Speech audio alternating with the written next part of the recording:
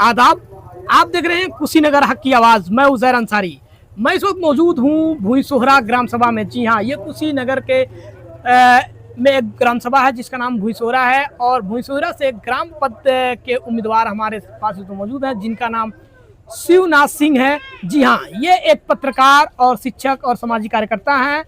आइए इनसे आपकी मुलाकात करवा रहा हूँ। सबसे पहले हमारे चैनल में आपका स्वागत। सबसे पहले तो जो भी आपके व्यूअर हैं उनको नमस्कार है, और मैं चाहूँगा कि आप लोग इस चैनल पे विजिट कर रहे हैं तो अधिक से अधिक क्या करिए, ये जो वीडियोस हैं उसको आप जरूर लास्ट तक देखें। जी शिवनाथ जी, आप चुनाव लड़ रहे हैं, आपको क्या लग रहा है कि आपके ग्राम सभा के लोग आपको पसंद करते हैं, समर्थन कर रहे हैं आपका? नहीं, बिल्कुल समर्थन करेंगे, क्योंकि मैं सिर्फ और सिर्फ बात ही करता हूँ समाज को जोड़ने का, ना हिंदू ना मुसलमान, और सिर्फ एजुकेशन की बात। यानी पहला काम शिक्षा पे काम का होगा, और जो भी भाईचारे है वो भाईचारे को बना के रखना ही क्या है मेरा पहला काम। इंसानियत की बात करते हैं, सबको मिलाने की बात करते हैं।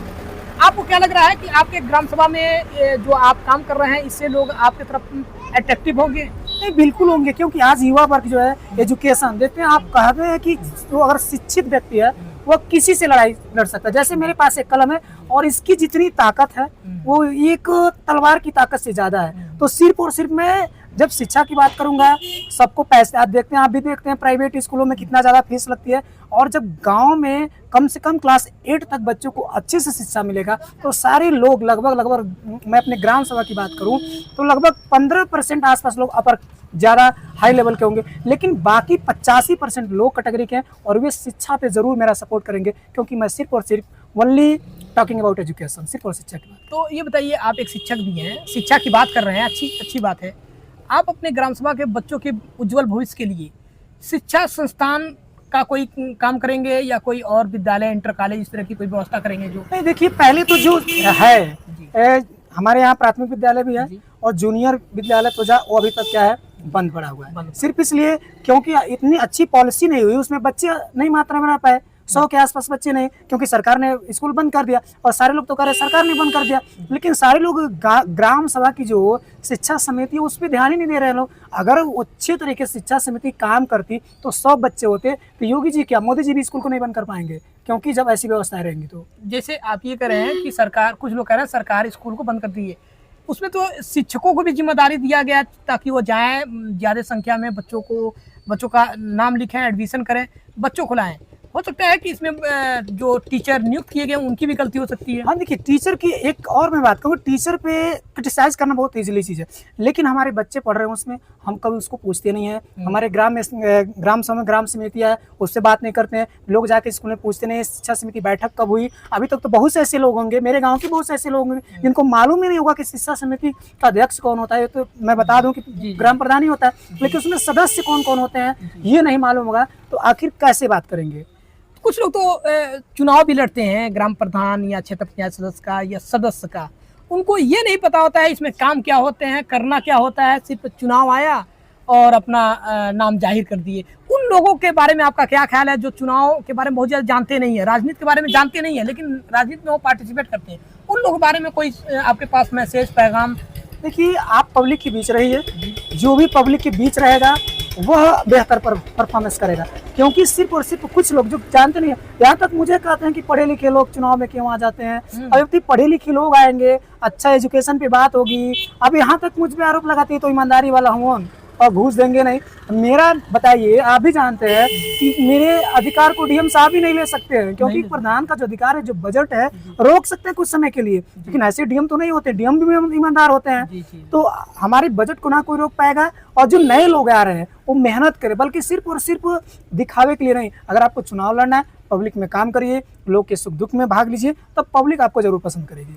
शिवनाथ सिंह ग्राम प्रधान चुने जाते हैं भुईसोहरा के, तो किस तरह का काम करेंगे? देखिए, पहली बात, सिर्फ मैं सब बार बार कह रहा हूँ कि ओनली टॉकिंग अबाउट एजुकेशन, सिर्फ शिक्षा और शिक्षा एक ऐसी चीज है जिससे क्या है, आप देखते हैं जहाँ पे लोगों को अपने साथ में लोग बैठाते नहीं थे, शिक्षा की देन है कि साथ में लोग बैठाते हैं। संविधान की बात है तो मैं संविधान की बात करूंगा, कैसे संविधान में जो प्रावधान किए गए, जो शिक्षा समिति है उस पर कैसे काम करना है, कैसे शिक्षा टाइम पे आएंगे। बहुत से ऐसे सरकारी विद्यालय, मैं पूरे कुशीनगर की बात कर रहा हूँ, बहुत से ऐसे विद्यालय जिसमें घंटी तक नहीं बनी है कि कौन घंटी कौन टीचर पढ़ाएगा। ठीक, तो उसमें टीचर की क्या कमी है? ये तो ग्राम सभा की प्रशासन की बात है ना, कि अगर आप घंटी डिवाइड करें तो कौन फिजिक्स पढ़ाएगा, कौन केमिस्ट्री पढ़ाएगा, कौन हिंदी पढ़ाएगा। ये सारी चीजें सिर्फ और सिर्फ क्या है, ग्राम सभा कर सकती है। और मैं सिर्फ इसी एक मिशन को लेकर चला हूँ, ना हार का गम है ना जीत की खुशी। मैं सिर्फ और सिर्फ बात करूंगा क्या, शिक्षा पे बात करूंगा। भुई सोहरा में केवल शिक्षा पे ही काम करेंगे कि और भी जो कामें हैं जो अभी तक अधूरा है या नहीं हो पाया है, जैसे नाली, रोड, खरंजा, चक्रोड, ये तमाम चीजें हैं, इस पे भी आप? लेकिन मैं इसको विकास नहीं मानता हूँ जी। ये तो होगा, नाली है, सड़क है, वो तो खड़ंजा उस पर होगा ही होगा। ठीक, सरकार जो बजट देगी, सब लोग करते आ रहे थे, अगर मैं भी वही करूंगा तो लोग मुझे क्यों चुनेंगे? अब मैं इस चीज को नहीं मानता। जब भारत को आजाद हुआ लगभग 80 साल होने को है और हम नाली पे वोट दें, रोड पे वोट दें, राशन पे वोट दें, ये कहाँ का विकास है? क्योंकि शिक्षित अगर पढ़ेगा, आप देखिए अभी कुशीनगर में हाल ही में जो इसरो था उसका रॉकेट उड़ा रहे थे, लॉन्च कर रहे थे, तो किसकी पावर थी? शिक्षा की पावर थी। एपीजे अब्दुल कलाम क्या थे? न जात की न पात की। कौन ऐसा हिंदू होगा जो एपीजे अब्दुल कलाम को न पसंद करता हो? क्योंकि लोग ऐसे हैं। तो मुझे यही करना है, भाईचारे को डेवलप करना है, और बहुत से काम है। लेकिन मैं सिर्फ मिला जुला के ये कहूंगा, शिक्षा पे बात करूंगा, क्योंकि मैं नहीं मानता कि नाली और रोड क्या विकास, वो बनेगा, उसको कौन रोका? वो तो कॉमन चीज है। सिर्फ शिक्षा की बात है।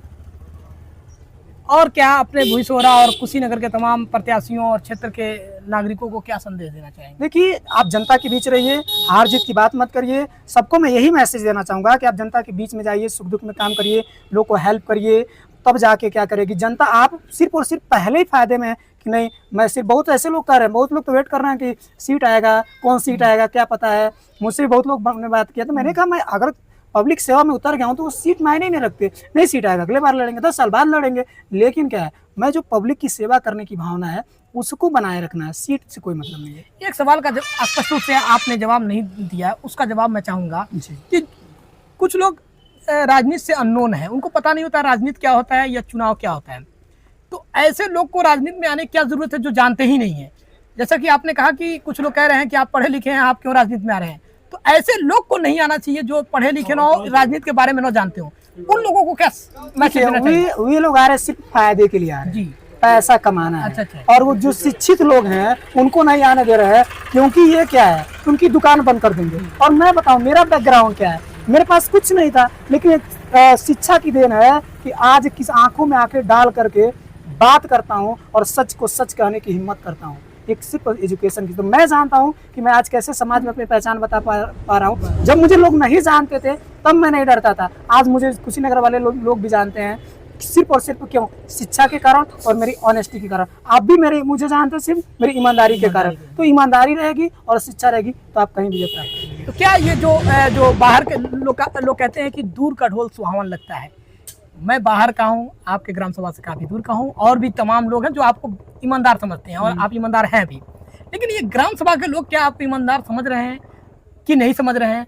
अगर ईमानदार समझ रहे हैं तो आप वोट करेंगे कि नहीं करेंगे, क्या आपको लग रहा है? नहीं, देखिए, ईमानदार तो सब लोग जानते हैं। आप मेरे गांव में जाइए, लोगों से पूछिए तो कहते हैं इतने ईमानदार नहीं चाहिए, जैसे पहले बात कर रहे थे। ठीक, लेकिन अब कर रहे हैं, लोगों को लगा है कि नहीं, मैंने उनसे बात किया है, उनसे मिला है, डूट बाई डूट अभी से मैंने लोगों से बातचीत करना चालू कर दिया है, इसलिए सब लोग कह रहे नहीं इनके तरह से होना चाहिए। लेकिन एक चीज़ है, मैं लोगों को सुख दुख में काम की बात करूंगा और लोगों की जाके मिलता हूँ। मेरी ईमानदारी पे भी मैं सिर्फ कहूँ तो नहीं, मैं सिर्फ कहूँ कि मैं ईमानदार हूँ, ये तो सब लोग कहते हैं। जब तक सब लोग कहते हैं ईमानदार है, जब तक चोरी करने का मौका नहीं मिलता है। लेकिन मैं ऐसे एक बात कर रहा हूँ कि मैं उस पद पे नहीं रहूँगा जिससे गांव का विकास न हो सके। मैं ये 5 साल के लिए नहीं लड़ रहा हूँ। अगर 3 साल में लगता है कि नहीं मैं काम नहीं कर पाऊंगा तो मेरा रिजाइन, क्यों उस पद पे रहूँ, पब्लिक की सेवा न कर पाऊँ अगर, तो मुझे उस पद पे रहने से क्या फायदा?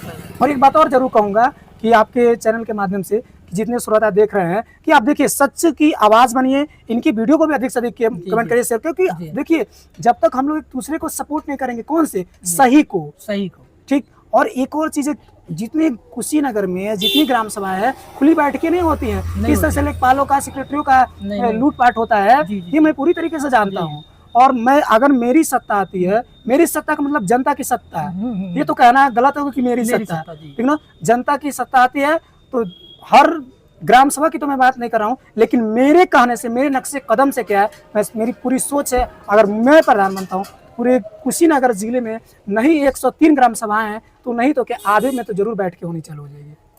अक्सर देखा जाता है ग्रामीण क्षेत्र में लोग एक सेक्रेटरी से एक सिग्नेचर कराने के लिए, लेखपाल तक पहुंचने के लिए गांव के विभिन्न लोगों से मुलाकात करते हैं, उनसे गुहार लगाते हैं कि लेखपाल साहब से मुलाकात करवा दीजिए, उनका नंबर प्रोवाइड कर दीजिए, सेक्रेटरी साहब से मुलाकात करवा दीजिए, मेरा एक काम है एक सिग्नेचर करवा दीजिए। तो ऐसा क्यों नहीं हो रहा है कि हर ग्राम, जैसा कि आपने कहा कि हर ग्राम सभा में सेक्रेटरी, लेखपाल, संबंधित अधिकारी, बीडीओ सीडीओ सारे लोग आएँ और लोगों की समस्या का समाधान करें? ऐसा कब होगा?